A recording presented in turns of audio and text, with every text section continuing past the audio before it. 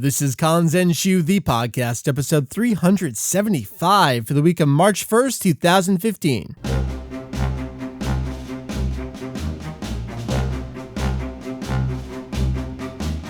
Whoa! What up, hey-os? Welcome to Kanzenshuu, the podcast. That's very enthusiastic, an extension of the all-encompassing Dragon Ball fan site. Kanzenshuu. You're still enthusiastic. I like that. Good, man. You know how many cups of coffee I've had today? Me too. It's been that kind of day. We cover anything and everything Dragon Ball in hopes of enlightening and a little bit the entertaining. Sup, my name is Mike, VegettoEX. Heath, Hujio. How you doing, man? I'm good. Good. That was a very delayed response. Did you have to think about that? I'm surviving. Okay. I had to decide what I was going to say. Choose your words carefully. I'm so out of practice. I know. It's been a while. It's been a few weeks, and the last time was just Mary and I, so I'm getting back into the swing of things here. It's been a crazy month, just like the life front, but also the site front. We've had so many things going on, both good and bad with the site. We're all clean now, right? We are all clean. Okay. We have been cleansed. Stupid big sites having problems and grown up. That dealings. Sucked. Yeah, it was terrible. But do you know how hard it is to go through like every line of code in a WordPress install, all the core files by hand? I don't envy you. We're all good. We're all good. Kanzenshuu is wonderful, running smoothly. That's the great thing about the last couple months is actually it's running smoothly. It's a beautiful thing. It is so amazing. It's all of a sudden it's like, hey, look, we have this deluge of news. I hope the site doesn't go down. Oh, wait. No. We don't have to worry about that. It's expensive as hell, and in particular, I want to extend a wonderful thanks to our buddy Lemmy, who basically picked up the cost of the rest of, unfortunately, the rest of just 1 month. That's how it runs us these days. We don't like to mention it, but... Yeah, and it's weird, too, because it's twofold. In the down months, there's not a lot of news. All of a sudden, there's a lot of news, and it's like... Whoa, ad revenue. Right, and even then, it still doesn't cover it. I know. It kind of sucks. But anyway, so Kanzenshuu running smoothly. Heath, we have been away for a while. We're here to catch up on a whole slew of things. We're in that same kind of period that we were pre-Battle of Gods, where it's, well, we want to cover the news, and we want to really pick things apart and analyze it. So we're going to kind of have this twofold structured episode, where up front, we're going to talk about the regular stuff, regular news, do a little bit of analysis, some of that stuff. Then we'll have a very clear break before the topic, which will be all the revival of F stuff. That'll be part news and part analysis. So if you are trying to avoid anything and everything revival of F until you can see it for yourselves, no problem. We will let you know when we get to that point. You can turn it off and be like, all right, see you guys next episode. Up front, we have some really cool stuff though on tap this episode. We're going to talk about revival of F. We'll get to it. That's including all the things like Toyotaro's manga adaptation, all the news, some of the new stuff we've seen from the trailer, all that jazz. But before that, we have a bunch of regular news. We have Kai, we have video game, and then more Kai, and then more video game news. Why do they decide to do everything all at once? I don't get it. It's great. Why? But they do. They should for us not do this. It's actually we got a really great comment on Facebook today that kind of addresses all of this, and it's a topic for a larger discussion. We'll hold on to that. So if you think you know who you are who you are, and we'll get to you in due time. Before we get to the news and our topic, though, Heath, I do want to talk about Dragon Ball Kai because Mike Labrie, VegettoEX, I saw your tweet. For the first time since the Majin Buu arc started last year, I actually watched an episode of it. This is the first time I sat and watched an episode of the Buu arc of Kai. I have already relinquished my -- Dragon Ball fan card. I gave it to you last year. I think you gave it to me long before that. Hey. Like way back in 2011. And you're like, yeah, I stopped watching Kai. I gave up. And no one blames you, by the way. No, of course not. We can commiserate in your newfound misery. Good. That we have been enjoying since April of 2014. Because Heath, that sure was an episode of Dragon Ball Kai. It sure was. I don't even remember what episode it was. It was the one where Gohan's ritual wraps up and he comes back to Earth. So like the Gotenks fusion wears off. 140, something like that. Yeah. I think Mary was just busy that night. I'm like, I got nothing else to do right now. And I think the Xenoverse servers were having real bad problems. Like, I want to do something Dragon Ball. All right, fine. I did it. Holy shit, dude. It's so bad. It's so bad. In more ways than one. Like, it's not even one aspect where you're like, that's kind of bad, but I can live with this. Because of something else. Yeah, it doesn't really go that way. I have to talk about the music. I mean, I made my thoughts on Sumitomo's Battle of Gods score pretty clear, I think, before the movie, leading into the movie, whereas I pretty much don't like it. It's not that I actively hated the score to Battle of Gods. I just felt it didn't fit. What I loved about the Jump special from 2008 is, it was recycled Kikuchi music, but it did such an amazing job of setting the atmosphere and the tone and really feeling that reunion kind of thing where we got the whole band back together, kind of literally in that case with music. Yeah.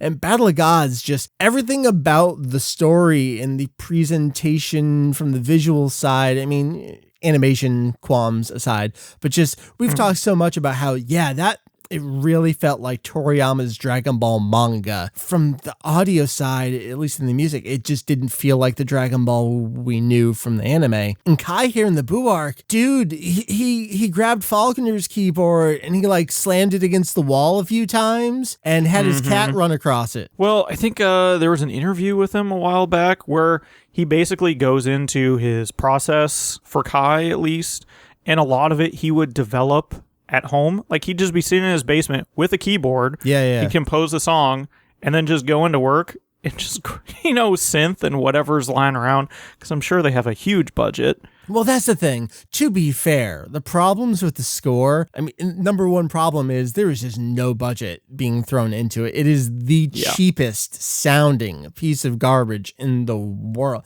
I mean, it was embarrassing. It was, I'm so sorry. I hate to go back. You're at a loss for words. This is weird. I hate to go back to 1999 Mike here, especially in lieu of what people just discovered on the forum earlier today.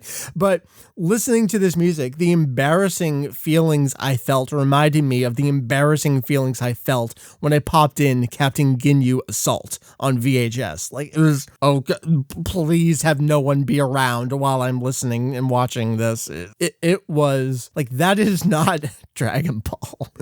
And I don't want to go any further here on the Boo arc of Dragon Ball Kai, but holy crap, dude, it's awful. It is so bad. They just don't care. My wish, even with Battle of Gods, and I think we talked about it, but especially with Kai, I had always wished they had just reused the Kikuchi score, but also brought him in and maybe once every 3 episodes or something, just add in one new track. Something new.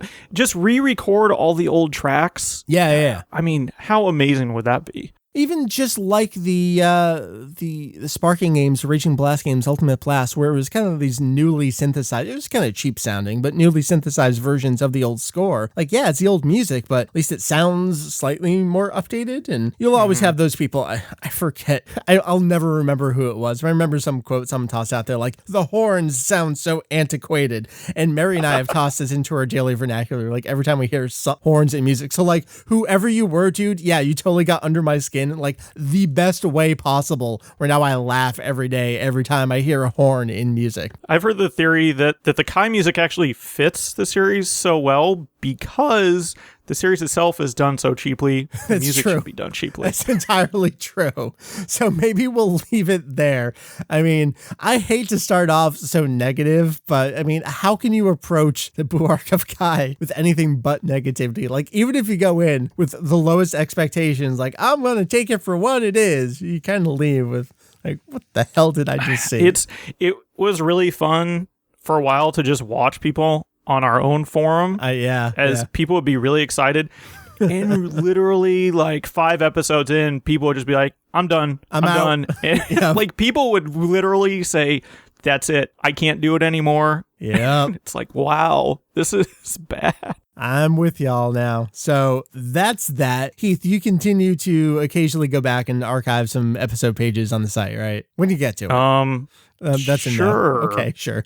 Whatever. I am still at the same point All where right. I was the last time we That's talked. fine. No one's noticed. So- I sure haven't. I've been doing, episode titles and Okay, great. production staff. Wonderful. And that's about it. That's all we need. So here we are post Xenoverse. You're probably looking for additional thoughts on that. They are coming. I haven't had the most time in the world to play it, and especially with the server troubles, doing the online stuff has been more difficult than it should have been. And even today I ran into the problem of trying to play offline and selecting single player lobby, and it's still kicking me offline to the title screen. And I was really happy to see them put up a message today where they said, "We know this is not an acceptable answer." It was like, that's how they prefaced it. However, if you turn off your internet connection entirely, like, it won't try to connect the online servers and you can play. So I'm glad they're at least upfront saying, like, this isn't cool. We know this isn't cool. However, we're going to give you a little bit of a workaround while we try to fix it. Yeah.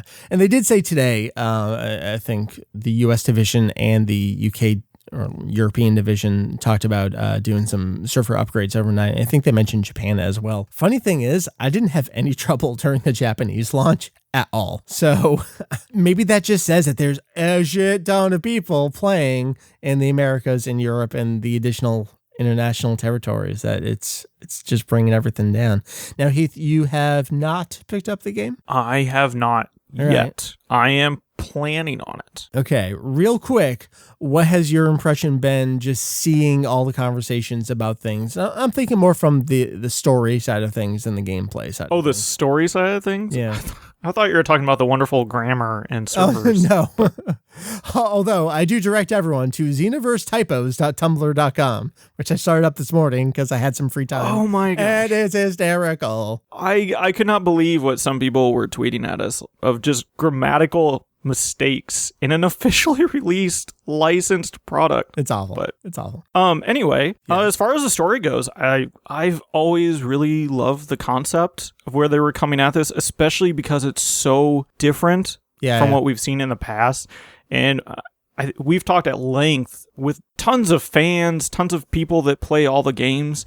They've really become so repetitive, and there's only so much you can do to really try to change up a fighting game. Mm-hmm. And I think adding, hundreds of playable characters but keeping the exact same game doesn't really get you anywhere. Mm-hmm. So I really like the differing story aspects while still incorporating a lot of original Dragon Ball Z into it. Yeah. I think it's a good way to keep the old but have the new, kind of change things up a bit. Definitely. I mean, we saw that with all the sales figures, and we'll get to that in the news segment here pretty quickly. But they are finally expanding their scope here in terms of old fans, new fans, getting fans back on the bandwagon. I think overall the reception's been pretty positive. Definitely. So, I mean, and there's from what I've seen. There's absolutely some stuff about the game. It's like, that wasn't a great design decision. Yeah. And have you played anything with MMO elements in the last 15 years? But it also comes off, maybe it's just me from not actually playing it and paying too close of attention to everything. But I don't know if it was just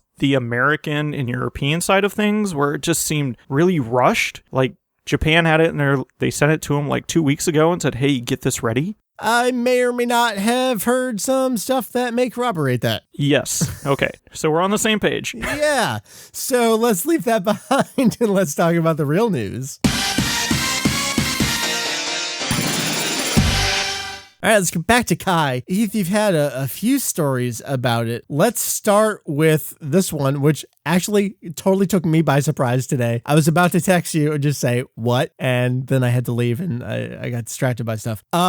France decided to put out a digital soundtrack for the Boo Arc of Kai, and no one noticed for 3 weeks. Yeah, it's been out for 3 freaking weeks. And nobody knew about it. This is awesome. So we have to do like the best Cliff Notes version we can. Heath, there are 2 different versions of Dragon Ball Z Kai, the Boo Arc, the final chapters, WTF. Mostly WTF. So basically there is an international version, which is known as the final chapters, and there is a Japanese version. These 2 versions are essentially different in many respects. The international version, as far as we are aware, was developed first, has different opening, endings, basically same storyline, but the first roughly 8 episodes of the Japanese broadcast version of the series are cut way down. So in the end, the final length of each series will be a little different. So episode numbers will not line up, will not correspond, and blah, blah, blah, blah, blah. However, they do have the exact same score, just not the same opening and ending themes. Got it. And now this is actually something that I did notice. I mean, I had heard it before, just through text and people talking about it. But when I was watching the Kai episode, the eye catches are based on the international opening theme, Fight It Out, and not Kuzenzetsu Go. It's like, oh, right, that jingle is do-do-do. Right. Mm-hmm. Yeah. Because that was one thing that was pointed out when we first started discovering there were 2 different versions. And that's when a lot of people finally came to the conclusion that the international version was actually done long before the Japanese version of the series, because a lot of the themes were based off of the international themes. And then when they redid everything and decided, hey, we're going to do our own themes and add in some really popular Japanese singers for our intros, then they're stuck with the eye-catch music that they already had. Righto. All right. So to get back to the story, the soundtrack is available digitally, bunch of places, Amazon France, iTunes, I think Spotify, some other places. So this is where you can finally get your nice, clean sounding versions of Fight It Out, which is the international opening. Let's see, what was the name of the ending? It was Never Give Up. Never Give Up. Our buddy Kay found this listing for another song for the final chapters forever ago called Let It Burn. And correct me if I'm wrong, the song has not actually shown up in the international version of Kai yet, right? As of yet, it has not. But the standing theory is this song will be used when Goku defeats Buu. So we're still a ways out from that. It'll get there at some point. Well, you can get the full 5-minute, 17-second version of the song on this digital soundtrack. So it is there. This is where it's debuting, which is not, to be honest, not totally different from some of the other stuff we've seen. I think back to Over the Stars. Over the Stars? I can't remember if it was plural or not. Over the Star. Which was just tacked on to one of the, I can't remember which CD single. It was either the opening or the ending for the very beginning of Kai. Then it turned out to be an insert song later on when they got to the end of the Saiyan arc. So they've done this stuff before where a song will show up on a CD, or in this case, a digital CD. So it's equivalent. just, again, everything seems to be coming from the international markets. Yep. Because there's been not even rumblings of any sort of soundtrack from the Japanese side of things. So it's kind of interesting. So that's just a lulz story, whereas this has been out, no one noticed. They didn't promote it. Clearly no one cares. No, somebody, who was it? Daniel-san on our forum happened to stumble upon it. And just said, hey, guys, did you notice this? And everyone for a while even thought, oh, somebody just ripped the music and put it on YouTube. And after a little bit of research, everybody found out, no, this is an actual thing that got released. It's official. And nobody knew. Let's transition. The third box set for the Buu arc of Kai is out in Japan, and it covers, 11 episodes? Something like that, 12 episodes. So what's the deal with Kai? We have this third set. What is the deal with Kai? What's the deal? We know there's a fourth one coming at some point, so we're really just looking at how many boxes is this going to cover? How long is it going to go? We're what, like 2/3 the way through, do you think, in terms of home releases in Japan? I'd say we are 3/5 because I can do math. All right. Just we're on the third box and everyone is assuming there will be a fifth. Yeah. Well, there I'll put it that way. Yeah. So it's just by doing the math, when the series, basically, I think a couple weeks after the series started broadcast in Japan, they announced, hey, we're releasing box sets. Right. I mean, almost right away. And initially they announced 3 box sets, 2 discs with 12 episodes, and then eventually a 4th box kind of leaked online and people started picking it up, but it was always listed with a tentative date and no real episode count, but that's since changed. Well, the 4th box covers up through episode 146, but Dragon Ball Kai, as of this last weekend, is up to episode 143, and basically at this point, Buu has just absorbed Piccolo and Gotenks. Right. So unless they plan to cover a crap ton of material in 3 episodes, this thing's going to be going on for a little while longer. We'll have a 5th box set. And just by rough calculations and based on the international version of the series, which now the Japanese version and the international version have been lining up for quite some time. So we can estimate there's probably going to be about 158 to 160 episodes total. And it should wrap up like June to July 2015. Which is interesting because we all just kind of assumed the April switchover time that Kai has traditionally. Yeah. Well, and it made the most sense, and especially when Kai first debuted in Japan, the first 2 months worth of episodes were drastically cut down. They're so fast, right? And based on that pace, that's how we all assumed like they might be able to do this in a year and be ready to switch out for something, whether it's Digimon or something else, like next April. But yeah, that's clearly not going to be the case here. Well, let's go to some Vigigame stuff. We're talking about Xenoverse earlier. Xenoverse had an amazing first showing in Japan. It was honestly the #1 game its first week, and it's been out for a month now. So right now we have cumulative console sales. PS3 is in the lead with 81,000 copies, and then the PS4 version is just about to close in on 60,000 copies. If you compare numbers, when we had the first week sales figures, I broke down going back to 2008. So right at the tail end of the PS2 generation with Infinite World, we had Infinite World and Burst Limit actually in the same year there in 2008 on the PS2. And then at the time, the new systems. Burst Limit actually on just the PS3 alone surpassed what Xenoverse did on those two systems. So Burst Limit is still like this gold standard of the modern era of games that we have really solid reporting on in terms of how well did this do. That did that well on PS3 alone in Japan. It's a completely different world right now. We have different generations of consoles. We live in a mobile world which didn't really exist back then.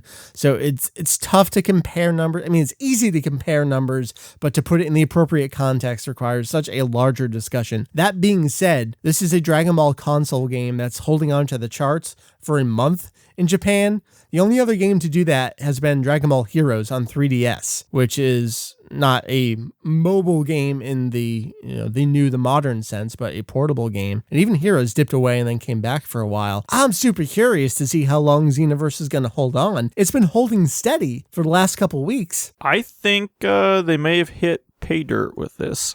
I think so. I mean, but yeah, to me, I think I've described it this way before. I'm not sure if it was on the podcast or text forum discussion somewhere. Xenoverse to me really feels like their Hail Mary in terms of a Dragon Ball console game where everything they've been doing has just been dwindling and dwindling. Like we were talking about earlier, just appealing to a smaller and smaller subset of the exact same fans over and over.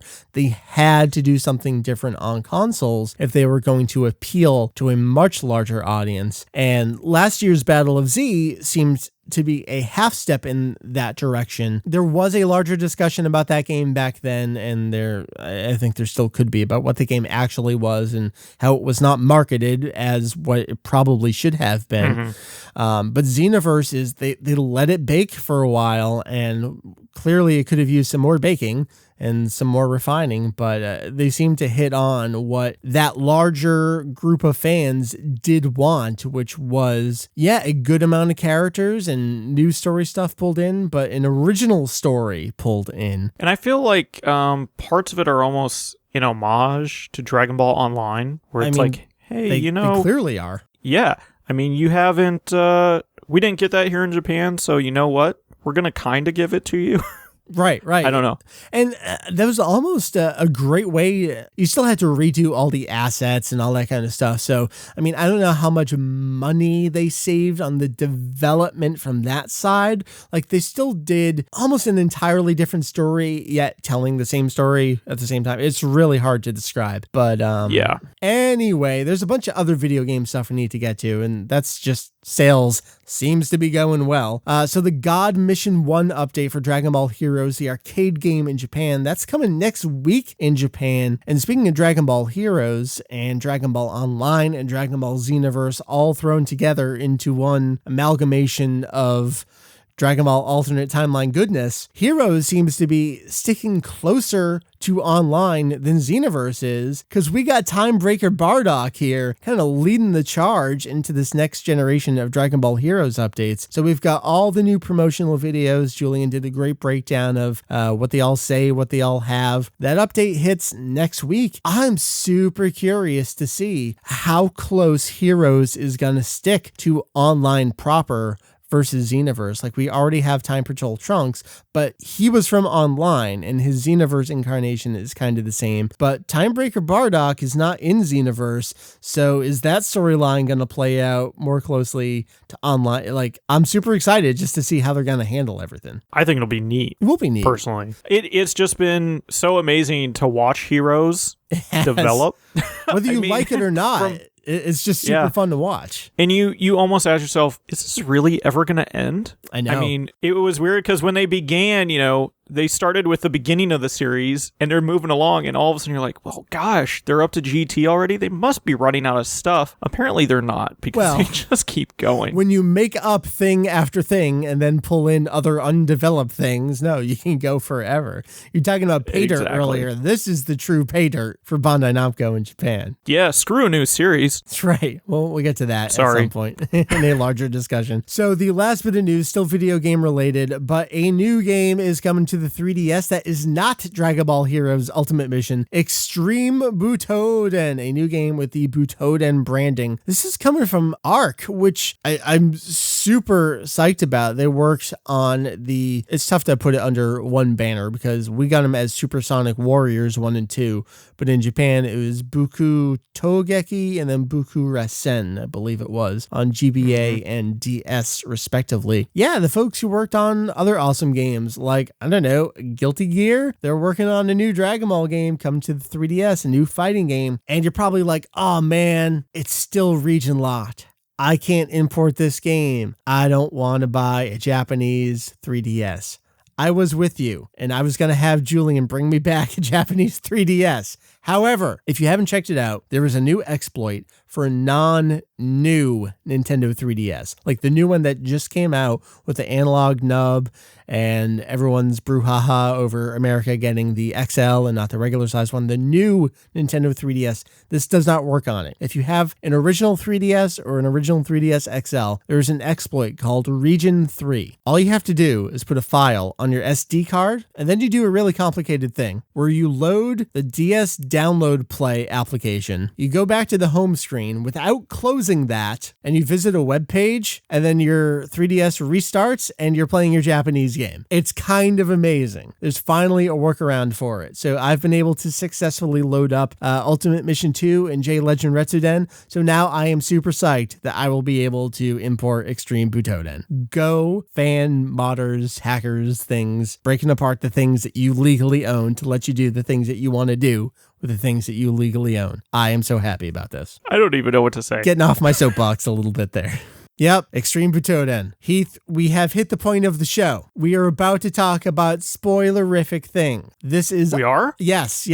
I'm sorry, Heath. You'll have to leave because I know you haven't kept up on things. I thought I could make it through a news cycle without finding anything out. It's impossible for us.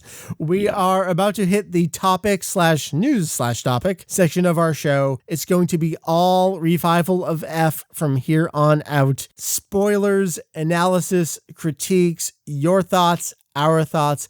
If you do not want any, and these are going to be like really big spoilers about the movie, you have to turn off the podcast now. By my saying that, you're probably now like, shut up, Mike. I'm listening to the entire goddamn thing, whether I wanted to or not, because now you're teasing me. And that's what I want to hear. You are with us for the long haul. Here we go, Heath. Revival of F. I heard Bulma dies. Is that true? I don't know. Keep listening. Let's start with some of the newsier kind of things before we get into the really meaty things. Heath, we had character bios that were posted on the website, and this is kind of a two-part story where there was the initial batch and then there was the whoops, we uploaded stuff we probably shouldn't have batch. So the initial batch is all the expected stuff. I think the two key points we wanted to take out of this are the Oracle Fish is back. Shoko Nakagawa is playing the Oracle Fish. Probably going to be something really minor though, right? I mean, how big of a role can the fish have? I can't imagine she's going to do a whole lot, but I really liked her role in Battle of Gods. I did too. How it's pretty much, we're just going to insert you for a little bit. You're not really going to take the spotlight, but also the ditziness of the character of like, oh, yeah, I guess I predicted that. Did I say that? All sure. Right, then. I guess I did. Yep. If you say so, I think it's perfect for her. The other confirmation we got, which I think we were all expecting, and of course now the trailer confirms, but the character bios confirmed, Goku and Vegeta are training with Whis. Awesome. So awesome. That wraps up, like, I mean, a lot of the other stuff was just recaps of things we already knew. Gohan. Like Pilaf, Shu, and Mai will be back. Right. Gohan can't find his Dogi, so he's wearing his tracksuit. Just all the same kind of things. Character designs we've already seen. Tenshin Han is back. Right. Krillin's back. But Goten and Trunks, what? Still missing. All right, let's talk about that real quick. My theory is that Goten and Trunks are going to be, well, I have two theories. One is that Goten and Trunks are going to be asleep throughout the entire movie, and they'll wake up at the end, and they'll have missed. I was thinking that too. They'll have missed everything, and they'll be pissed. So that's one of my theories. God. The other theory is something that, I mean, the worst wish in history is maybe it is just the basic, we brought Frieza back, but maybe it's like characters who weren't, or I don't know how to phrase it, but the characters who weren't around at the time will not be involved here, something like that. Like, and we're going to revert it back to before Frieza was defeated somehow. Like, so maybe it doesn't change the age of everyone because we still see Gohan being older, but maybe that like takes Goten and Trunks away from the story somehow. I don't know. That could happen. I don't know. I don't see it as likely. No, I think they're just going to be my other theory was just that they actually made them older. And they don't want to show and it. They don't want to spoil it. Right. Yeah. And we'll get to I mean, they're ruining everything else, so they might as well keep something. Exactly. And I want to talk about spoilers and being in control of stuff a little bit. What about poor Maron, who is like 2 inches tall? I do have a point. Okay. Although, it's not really much of a point, because now that I think about it, it doesn't make much sense. Okay. So moving on. No, you have to say it I was anyway. just going to say that Kusao is actually he's credited. Listed. Right. Yeah. But we get that flashback. But we get the flashback, so maybe that's all he's credited for. Right, we don't know. But it's so hard to tell because Nozawa is always credited, and it just is always Goku et al. Right. It's like, is it all three? Is Bardock going to be in here? You never know until you actually see the flippin' movie. All right, so I think that covers all that stuff. So then we get into the second part, which was, we uploaded the character bios for Tagoma, Sorbet, and Frieza, and we got voice actor information for the two folks that we didn't know. Who do we have on deck for our two new characters? So Tagoma will be played by Kazuya Nakai, and Sorbet will be played by Shiro Saito. So we have Zoro in the mix. That's cool. Yes.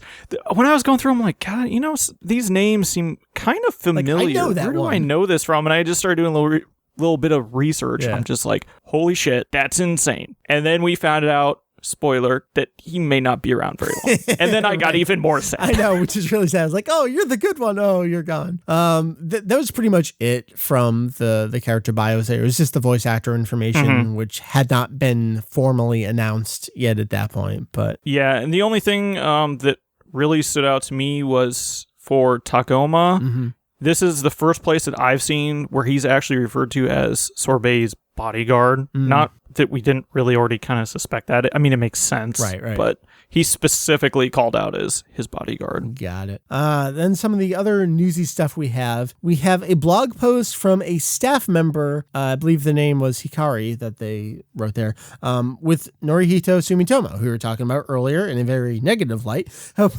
This post was a kind of nice behind the scenes look at the recording for the score of Revival of F. A lot of great pictures, a lot of great insight into things. Was there anything super interesting to you, Heath, as you were reading through this and checking out some of the pictures and the thoughts and the instruments? Well, besides, I am a glutton for behind the scenes information. Yeah, totally. So, that's kind of nice. But other than that, I mean, it doesn't really gleam a whole lot, at least towards the plot or development of the film. But it's kind of nice that you almost get his thought process laid out for you, as simple as it could possibly be, which also makes you wonder, really? So you're telling me you just start from point A and go to point B until you're done? Oh. I mean, it was like, when he's like, it's amazing, he starts at the beginning and does all of the pieces as he goes. What you're saying is it's amazing that he does his job and then he's done with his job. But yeah, I mean, I can understand where he's coming from of it's possibly some composers will say, well, I'm going to pick out all of the key moments in a film and score those first and then build everything else around that. Yeah. Whereas Sumitomo apparently starts at the very beginning, apparently does all of his kick-ass stuff right away and then builds on it. Yep. As he put it. It was a cool read. So thanks to Jake for translating that. You can check the whole thing out on the site. And speaking of blog posts, we're getting into the big stuff Jake. here. Yeah, Jake is doing a blog post translation every day. Bulma launched an official blog to promote Revival of F. Some of these daily blog entries have been kind of nothing, and some of them have been a little more interesting. Because it made you wonder when they started off at 59. You're just like, man, that is a lot of people to have come on an interview or make a comment. Well, and then we've seen that occasionally it's just staff member, and it's probably the same staff member over and over. No, it's not even a staff member. It's the staff. I mean, that's how they write it in Japanese. It's staff des. Oh. Okay. Apparently, the entire staff got in a room and decided this is what we'll talk about. It's one person. One person is also Bulma, is also Piccolo, is also Gohan. What? Mike, you are blowing my mind right now because that is not how the internet works. Oh, really? Really?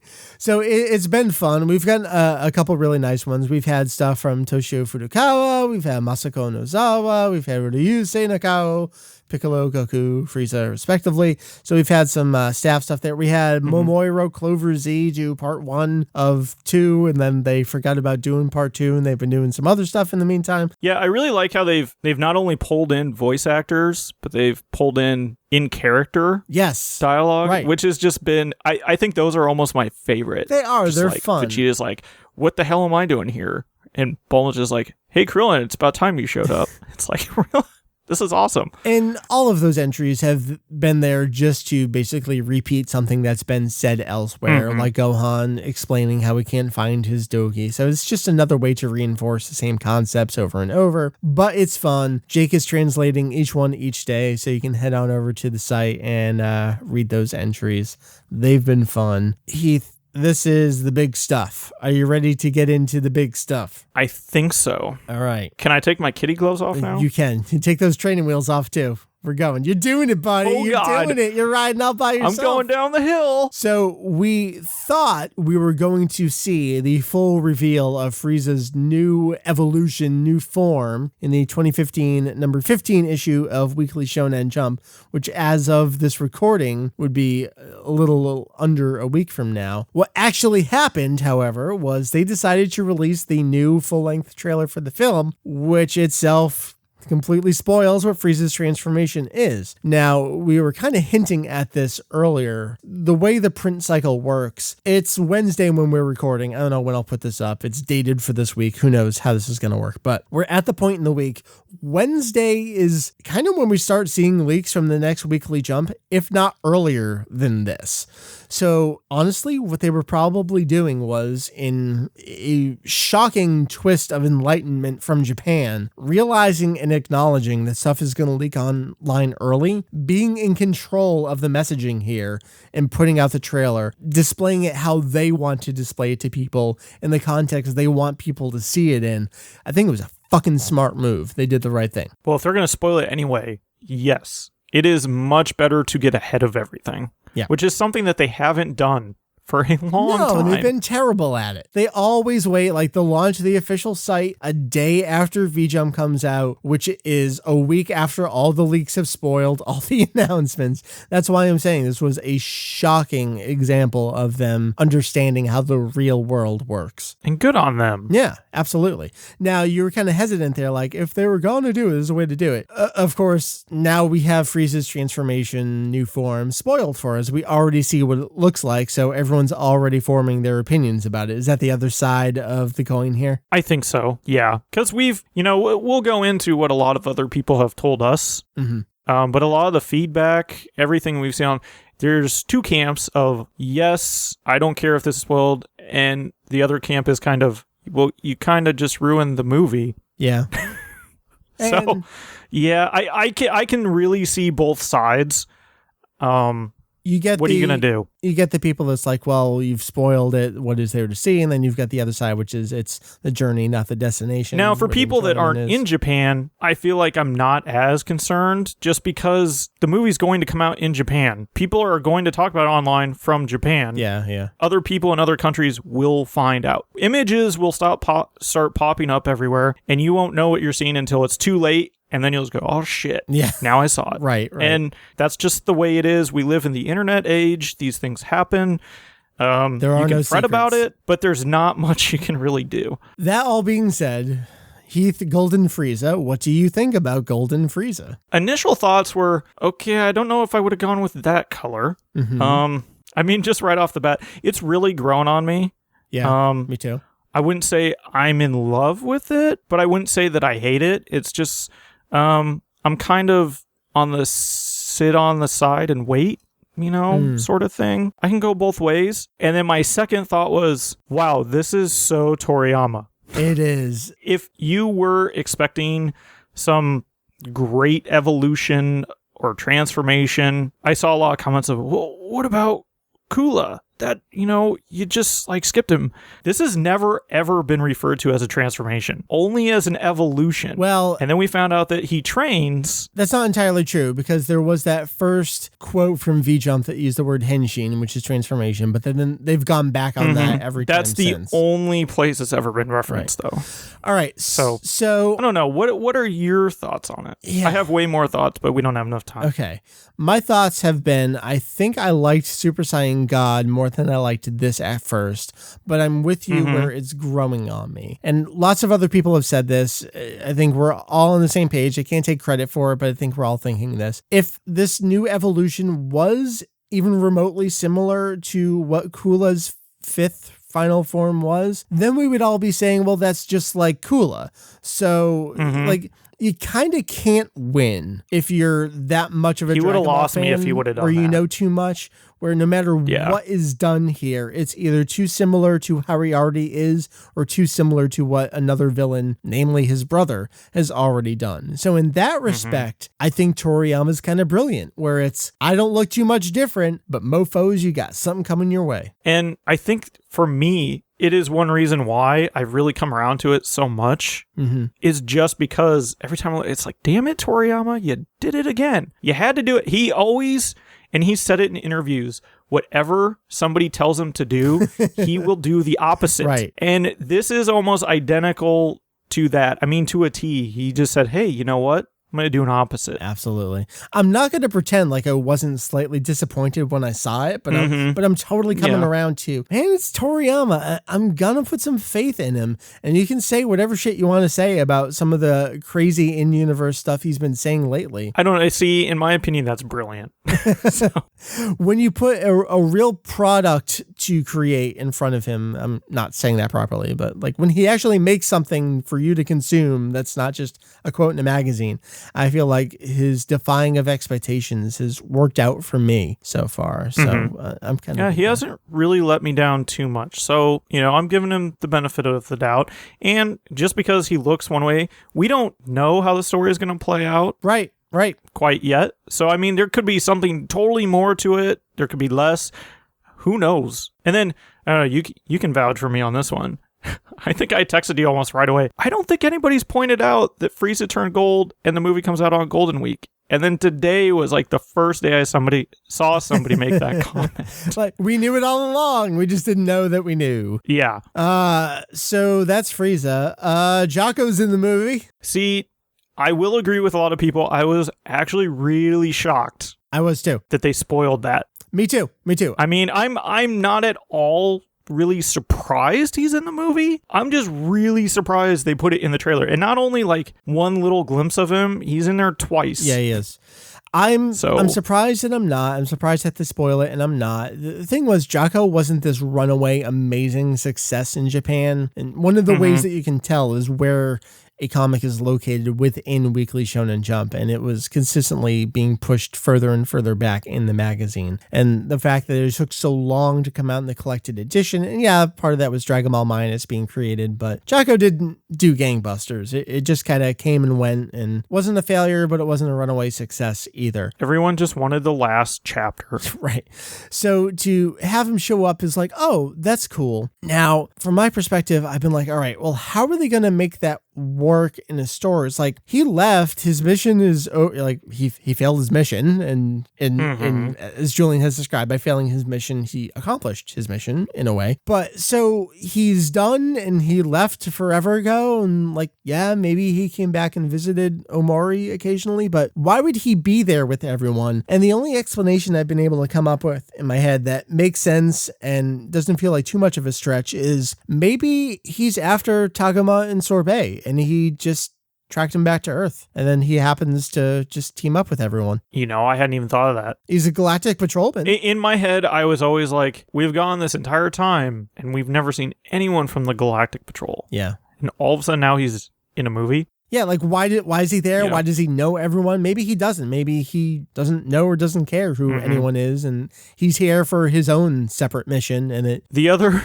part of me, and this is really selfish, just kind of goes, oh, this is going to be awesome because there's going to be lots of people that don't know who the hell that is. I know. Other countries are going to have to explain it. Yeah. But besides that, yeah. I'm really excited. I mean, it's no secret. I freaking love Jocko up until Dragon Ball Minus. I thought it was absolutely amazing. It was everything I could have wanted from Toriyama doing that kind of story. So I'm psyched to see him show up. I just hope he works in the story and doesn't feel forced, because it's super possible for it to feel way forced. And I hope it doesn't. I agree. That brings us to pretty much the biggest spoilers of the spoilers that we can have. I mean, yeah, Frieza's form is given away, but we don't know all the story and the context behind things. Well, when you have the first chapter of Toyotaro's 3-chapter adaptation of the beginning part of the film spelling out the story for us, now we know a lot about the movie. Julian, man, bless that dude. The day before V-Jump came out, he was able to secure his copy, and he sat there and he pumped out a summary for that. And it was longer than we thought it was going to be. It was, 31 pages, something like that? Worked his butt off. Got that summary done. So now we've had some time to get the issue ourselves, check it out, pour over all the information. Heath, what are your initial thoughts on this early part of the revival of F's story, which, as far as we know, is pretty much the story of the film? Oh, gosh. I really like the setup. I really do. I think it's a good place to start. I mean, I have qualms about it, things that, I'm going to call Toriyama-isms, where he kind of alters things a bit. But other than that, I like the artistic license he's kind of taking finally with his own series. Yeah. I know a lot of people don't necessarily agree with it, but for once, and we saw it with Battle of Gods, he's really owning up to this is his series. Definitely. He created it. It's his baby. Yep. And I don't know if it goes back to the whole, I'm going to do the opposite thing, but he's pretty much going to do whatever the hell he wants with it. Right. Continuity. Be damned of anyone else. Yeah. I mean, in the continuity thing, there's a couple things, but overall, it's totally fine. I think the one thing that everyone's grasping onto has been, if you're in hell, you shouldn't have your body. At the same time, Yes. he sent Dabra to heaven. So, I mean, he can kind of do whatever he wants. Yeah, it is what it is. That's the biggest qualm I have with it is we're flat out told in the series that he should not have his body. Right. And by series, I mean in the manga written by Toriyama. I have no qualms with how hell looks because it is never shown in the manga. Toriyama, even though he kind of helped develop how hell looked in the anime adaptation, that wasn't totally him. So I can go either way on that. I'm more easy to give that a pass than I am him having a body. See Bardock as an example of, I helped with something. Yeah. And even if I liked it, doesn't mean I have to stick with it and do whatever I want. Exactly. But you can also kind of retcon it in that, he has his body because Enma Dio didn't really know what he was talking about. And he's I don't know. He's punishing him even more. Like, maybe there's more context we're going to get in the film. Yeah. And this is something I threw in the outline for a little bit later in the discussion, but I kind of want to hit it now. And it's something that is this dark side of me where I like seeing everyone get their comeuppance. And I really feel like every little nuanced bullshit tidbit that someone comes up with to be like, well, actually, this shouldn't be blah, blah, blah. I feel like either a character asks the same thing in dialogue here in the manga chapter, or it's said in a character biography. Like, they are acknowledging all the exact same things. Like, why is Kuririn's head shaved? Well, because he shaved it to go back into the battle. I think I said that here on the show. Like, if they just say the one thing and hand wave it, it totally works. And they did exactly that. They could do the exact same thing here. Why does he have his body in hell? Just saying one little thing. Like they kind of did in Battle of Gods with why is Kaio's planet the way it is. The extended edition made it a little more clear with some extra stuff there. But they can do all of that, and I'm totally fine with it, as long as they never say anything about Super Saiyan Gohan ever, so that everyone can just flip shit over it. Well, even then we have the line about, can I actually go, or am I able to still go Super Saiyan? Like, they are sort of addressing it. They may address it in the film, and maybe it'll be a case of no one likes what the answer is, but I'm kind of with you. And that goes back to my dark side earlier. It's like, don't answer them. Watch them squirm. Just don't do it. Don't do it. It'll be so fun if they don't answer it. That's so selfish. It is. But, it totally is.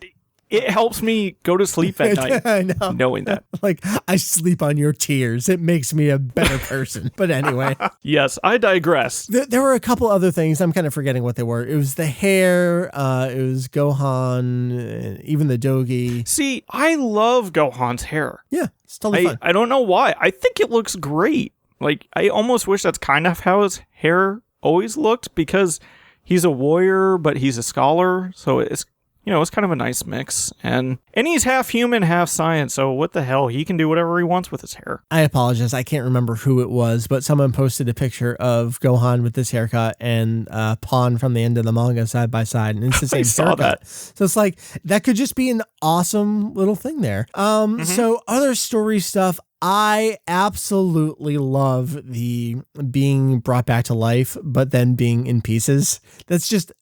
That is Toriyama to me, and that shot of his eye and how the eye looks up. It's so good. It's so good. Not only the fact that he comes back in pieces, but like they're all standing there and he puts himself back together. He tries to pull back together. Oh my God. And then he falls apart again. That's and like awesome. Pilaf just loses his shit. That's awesome. That kind of says to me that, so for him to be brought back in pieces, does that mean he was still alive in pieces? I know I've said this several times. I know other people have talked about this, but I thought the same thing. We're allowed to have similar thoughts. Like, so after Trunks sliced him to pieces, there was still a part of Frieza that was still alive and was probably thinking like, what the fuck? What the fuck? What the fuck? And that makes me so happy. I think that's awesome. I guess we got to go back to Hell real briefly in the Momoro Clover Z girls as a little, I don't know if you want to call them Hell's Angels. I think that's an apt description. I think that's appropriate. I think that's wonderful. He's just sitting there suffering. That's amazing. It's brilliant in a way. And I'm really curious because Julian mentioned this in his notes, and I kind of noticed it as well. But a lot of Toriyama's not older, but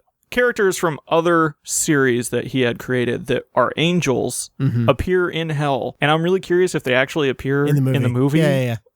Because if they don't, that's, whatever. But yeah, we know he's a fan of Toriyama, so I wouldn't even put it past him to put him in there on his own. Right, and maybe no one, who remembers Tochio the Angel besides anyone who's looking at Kanzenshuu advertisements. The book was written for like 6-year-olds. Right, so that's cool stuff. Another thing everyone latched onto, but Gohan holding Baby Pan and Piccolo being like, get that thing away from me. That was amazing. Something we talked about earlier, but so one of Frieza's minions or remnants, Tagoma Sorbacom, and one of them is just off to way early on. I think that's a really fun touch. It was like no one's safe. Even one of the new characters is gone early on. Yeah, it should have been someone else with a subpar voice actor, but yeah, I agree. Oh, another thing that, just going back to one of our earlier points where they're addressing all of the fans' concerns as well, Frieza acknowledges that 2 Saiyans defeated him. I do feel like they're addressing everything that everyone's like, but what about blah, blah, blah? What, Trunks is the one who actually killed him. Like, Frieza acknowledges this in dialogue. But Goku humiliated him. Right. That's why he's going to get revenge on both of them. I love that kind of stuff. Yes. So see, and that almost goes back to your thinking of their, Goten and Trunks are asleep the whole time. Mm-hmm. I could totally see a whole 5-minute sequence of Frieza shows up and he knows where Goku is, but he spends like 5 minutes going around the entire planet trying to find Trunks. Where's this other one? Yeah. Because he didn't know that Trunks is from the future. Trunks didn't get into that kind of exposition with him. Yeah. So he doesn't know. So I have to ask you this, another thing people have been talking about. This is very similar to in Dragon Ball Minus, where Toriyama shoehorned in Frieza knows not only about Super Saiyan, but Super Saiyan God. Here, at least in... And Beerus. Here in Toyotaro's manga, which we assume is a pretty straight adaptation of what the movie will be, Frieza knows about Boo, which is not something that we knew before. Do you have any thoughts on that? Any feelings on that? Not really. Apparently everyone in Dragon Ball knows everyone, but they only bring it up when they need to acknowledge it. When it's finally relevant. Because apparently everyone knew about Beerus, even Vegeta. Well, no one... He at least seemed like that memory was a little suppressed there. Oh, yeah. So. I mean, it all makes sense. I mean, really, when you think about it, because, I don't meet somebody new and all of a sudden be like, hey, yeah, I know this guy. Right. I've never, you have no idea who he is, but I just know this guy. Right. It would make no sense. Has no relevance to the discussion. Earlier. But by the way, I actually know all this other stuff. Right. And everyone's like, but he says he's the strongest in the universe. He's a spoiled brat. Vegeta said he was the strongest. Things change. You just kind of have to roll with it. Well, and it fits their personality. He's a mutant brat that basically is running this giant planet-stealing conglomeration. His father has no reins on him. Right. And they're a dysfunctional family that are super powerful mutants that can rule the universe. Why not say, hey, I'm the strongest because you can't beat me? And really, is Boo going to come get me? Don't worry about that. Exactly. Who cares? So, then we pretty much just get to the I'm going to train for the first time. That has been the biggest discussion point, I feel like. I think it's really fucking brilliant. I do. It is. I do. I really think it is. I don't care about the time frame. And again, it's like the 5th time I'm saying it, but everyone's already talked about it if you've read discussions. 4 months? Sure. Frieza is a brilliant fighter in his own right. I don't see the problem with it. It fits his character. Like, he's acknowledged that he's been humiliated, and for the first time he's going to do something about it. And even as he's talking about his humiliation, he's putting other people down. Like, that is Frieza to a T. I think Toriyama really knows his character here. Oh yeah. And my contention or rebuttal has always been, if you have such a problem with him training for 4 months and being stronger, then do you also have a problem with the Room of Spirit and Time? Yeah, like literally everyone else in the series. They're essentially plot devices. There's no way to get around that. Yeah. But they also fit within the story. You're talking about a character that has never trained in his entire life. He was just born with this power. Yeah, I think it works. Would you train if you didn't have to? Right.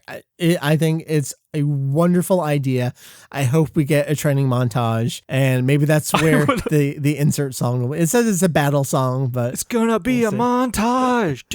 So I do want to take it back to the trailer. I know we've been talking about the Toyotaro's manga here. What are your thoughts, Heath, on F and Vow of Z that we've heard so far being in the movie? We've been fans of the Maximum the Hormone song. I've seen a lot of... I was going to say... I think valid criticisms back at people where it's like, but you didn't like the rock music in the Funimation versions. Why is this one okay? I think it's okay on a couple different levels, but I want to get your thoughts first. Well, to begin with, I have always loved that song. You just like the song. Okay, that's a fair point. I just like the song. Yeah, you're entitled to that. Honestly, I think, in my opinion, I'm still probably biased on it, but if you even throw out the fact that it's about Frieza, I just genuinely like the song. I think it's a good song. And if you don't know, it's got a wonderful homage to Makafushiki Adventure. Yeah. It does. I see. I'm confused because it's an homage to Makafushiki, and it's got a lyrical reference to I'll Give You Romance. So it's like combining the two things there. And it incorporates Dragon Ball. Yeah. So you throw that back in, and yeah, I like it. I also think if it's imperfect with how they used it within the trailer, where it's that fight scene, and they've already said it's going to be a battle song. So I think it fits well. The song is about Frieza. The movie's name came from the song. So, you just kind of put it all together. It's like, if it didn't appear at all, it would almost be more of a letdown. I agree. Than them using it and saying it doesn't fit. Yeah. Because it's rock. Not that I have to defend my like of it, but because I've been asked so much about it. I mean, for starters, everything you've said about, it's basically the inspiration for the movie. How do you not pay it forward there? The band has been such a long time real, genuine fans. It's not like using Sum 41 to wrap up the Bardock special.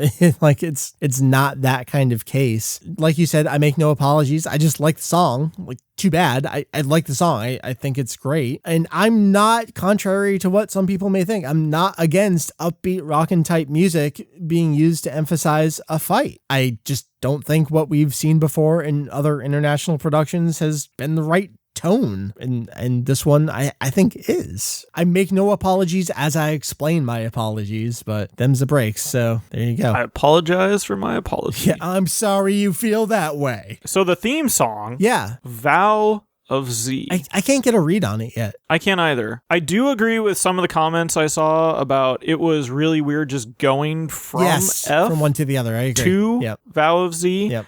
Just because they are so polar opposite. But they're also very small snippets of the song, and I'm assuming they are going to be very, very far apart within the movie. So, one is the opening theme song, the other one's a battle theme that's probably going to be middle to 3/4 of the way through the film, something like that. Yeah. So I can't say that I hate it, but I can't say I love it, which I know is a cop-out, but I don't think there's enough to go by at this point. We don't know yet. Yeah. As opposed to F, which we've had for years. So that's just the way it is. We've said a lot, and we've been recording for a while. I'm working under the assumption that I have a snow day tomorrow. That being said, I do need to go to bed at some point. So what I would like to do now... So we have like an hour, right? Yeah, sure. Let's turn it over to everyone else's thoughts. We asked earlier this evening on Twitter. Come on, quick thoughts. What do you think about Revival of F? Are you keeping up? Give us your thoughts. So I want to run down a bunch of these right now. So Heath, if you can load up the Twitter account and go to the replies. Let's work backward here. Our buddy Josh immediately responding, Kendamu. Gold Frieza is the direct result of blonde hair envy. He just doesn't even know that red is the new blonde now. Like, Frieza didn't get the memo. Red's the new hotness now. All right. And then we have Mike Warren, who jumped in and said, I wish they weren't so willing to spoil the films or so heavily promote them. Some of us want to be surprised during the movies. Yeah, it's tough, especially internationally. Let's see, we've got Morad. Finally, this is Vegeta's time to shine. Yeah, we didn't talk about that with that ominous line in the movie. People already got their theories out there. Is Vegeta gonna double cross Goku here? What's gonna happen? I have a couple theories that I really like. Yeah, okay. So toss them out. What do you got? I'm looking forward to this. I have a feeling that it is sort of a, you know what, I'm going to go back to being bad again, which is always awesome. I know it's kind of overdone, but it's always awesome, especially with, Ryo Horikawa. I mean, come on, really? Yeah. So I think he kind of does, but he also does it as a ploy because he actually does like Kakarot now. And, it's kind of, I can see a I'm a spy of a spy of a spy sort of thing going on. What I can see happening is, I don't know, if he knocks down Goku and he's, I got this. And it's like we were talking about apologizing for not apologizing. Like he goes, no, I got this. And he takes out Frieza and Goku's like, what the hell, man? I needed this for me. And then he leaves. Like, maybe that's it. Or there could be, a whole exchange of Frieza is kicking Goku's butt. And he makes this offer to Vegeta, and he says, fine, I'll go with you if you spare him. And they leave so that Goku can train more and beat him. There's so many possibilities. There's a lot. So, yay for spoilers that actually don't give everything away. That's true. It's true. All right, moving on. All right, so Lord Moonstone says that 4 months of training equals going gold. I dig it, but in better news, Jocko. 100% agreement. See, we got Frank. They revealed too much in that trailer. Frieza's new form and Jocko being in the movie should have been a surprise. Yeah, like we were saying, they had to get out front. Frieza's form was going to leak at some point, but the Jocko thing would have been such an awesome bonus surprise for people who knew it. Yes. Kind of like how Tarble kind of made his reference appearance exactly. in Battle of Gods. So I think that would have worked well. That was easier to keep on the wraps because it was a piece of dialogue as opposed to something that could be drawn and leaked. And yeah, I do hope that when Weekly Jump actually unveils this, that we get Toriyama's original character design. A sketch and a comment, something like that. Yeah. And then we had Nerio Montero. Great. The participation of Jocko and the final form of Freezer. I think we're all excited. He's excited. All excited about the same stuff. We got Jocko, we got Gold Frieza. Let's go, man. Let's see. Monkey D. Luffy, the Kaizoku Luffy. I like what I see so far. The story, animation, everything seems to be so intense. I can't wait to see it. Agreement. And then our buddy AJ jumped in. Hey, he's cheating. 2 tweets. Not fair. I know. We will scold him. I'm excited to see all the parallels with the Frieza arc that were hinted at in the trailer. I think this will be Vegeta's movie. I don't love Frieza's form. The reaction to it is a bit overblown, though. I'm excited to see whether the design is deliberately ironic. Yeah, jumping back to what Josh was talking about earlier, is he going to taunt people I can go gold too? We don't know. Maybe. Got Gigi here. Meh. I was more excited for Battle of Gods, I feel. Hey, that's a fair response, too. I think even our buddy Kay has been saying that. I saw some discussion, are you excited to go see the preview if you can get in? It's I don't think I'll bother. Can you imagine being in Japan and not wanting to go to it? It's so hard for us to feel that way. Super Friends Universe jumps in, waiting to see how it plays out. Some of the fans are way too quick to jump to negativity. Welcome to the internet. I think everyone's spoiled now post Battle of Gods. Everyone got their excitement out of their system and now we're all back to jaded a little bit. I don't know. I'm trying to hold up that happy feeling. We'll see. Kurt says Gold Frieza is really gaudy. Jocko's cool. Sadly, I'm not really liking what I am seeing with this film at the moment. So we've got a couple people here in a row that are I'm not so sure. And again, that is totally fair. Bobby said Gohan transforms to Super Saiyan and he's in a tracksuit. Can he get some respect? Never should have become a secondary character. So we got the Gohan defenders coming up being what the hell, man? What's going on? I don't know. We don't know what Gohan's role is going to be, so I would hold tight and see what happens. Clearly, it's going to be Goku and Vegeta at the end of the day, but we'll see what Gohan's got. Hey, the kid has a baby. He does. Give him a break. Daddy's busy, all right? Step off. Let's see, right now to wrap it up, John says, that shot of Jocko standing with the Z Warriors just feels right. How on earth did we go 30 years without him? I think that's a great comment to end it on because it agrees with me. And how can you end a show other than agreeing with me?